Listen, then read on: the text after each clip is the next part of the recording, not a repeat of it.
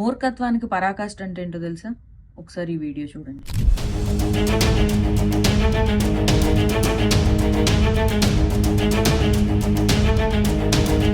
తెలిసి చేస్తారో తెలియక చేస్తారో, మమ్మల్ని ఎవ్వడు ఏం అనడలే అని చేస్తారో, ఒకవేళ అన్నా కూడా మా వెనక మా ధైర్యం మాకుందులే అనుకుని చేస్తారో, ఎందుకు చేస్తారో తెలియదు కానీ సాక్షాత్తు ఆ ఇంద్రకీలాద్రి మీద ఆ శక్తి స్వరూపిణి అయిన అమ్మవారు నవరాత్రుల్లో పూజలు అందుకుంటుండగా పాదరక్షలు వేసుకొని ఆ గుడి ప్రాంగణంలో తిరుగుతున్నారంటే వీళ్ళకి ఎంత ధైర్యం ఉంటే ఈ పని చేయాలి? మమ్మల్ని ఎవడు అడుగుతాడు, మమ్మల్ని ఎవడు పట్టించుకుంటాడు, ఒకవేళ దొరికినా కూడా మేము ఈజీగా ఏదో ఒకటి చెప్పి తప్పించేసుకుంటాం అనే ధైర్యం కదా.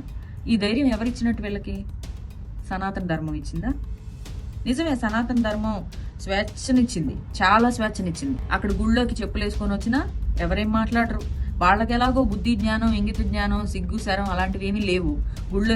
గుడి ప్రాంగణంలోకి చెప్పులు వేసుకుని రాకూడదని చిన్న పిల్లోడిని అడిగినా చెప్తాడు. ఇప్పుడు వీళ్ళు ఎవరైతే చెప్పులు వేసుకుని తిరుగుతున్నారో వాళ్ళకి ఎలాంటి సిగ్గు శరం జ్ఞానం అనేది ఏమీ లేవు కాబట్టి ఆ గుడి ప్రాంగణంలో చెప్పులతో తిరుగుతున్నారు. మరి ఆ పక్కనున్న భక్తుల సంగతి ఏంటి? వాళ్ళు ప్రశ్నించరా?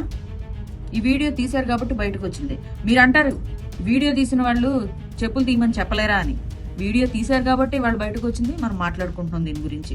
వీడియో తీయకపోతే చెప్పులు వేసుకొచ్చినా అలానే ఉంటుంది, తాగేసి గుడికొచ్చినా కూడా అలానే ఉంటుంది. ఎవరికి తెలియని కూడా తెలియదు. సో వీడియోలు తీస్తున్నారు కాబట్టి బయటకు వస్తున్నాయి ఇలాంటి విషయాలు. కాబట్టి అక్కడున్న భక్తులు గమనిస్తూ ఉండాలి, ఇలాంటి పొరపాట్లు జరగకుండా. అక్కడున్న గుడి యాజమాన్యం, ఆ సిబ్బంది ఏం చేస్తున్నట్టు?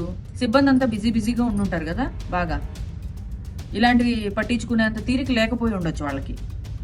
దయచేసి కనకదుర్గమ్మ గుడి యాజమాన్యం ఎవరైతే ఉన్నారో తక్షణమే వీరి మీద చర్యలు తీసుకొని ఇలాంటి పొరపాట్లు మళ్ళీ జరగకుండా దీన్ని అదుపు చేయాలని వారికి సవినయంగా మనవి చేసుకుంటున్నాం. దయచేసి మళ్ళీ ఇలాంటి పొరపాట్లు జరగనీయకండి.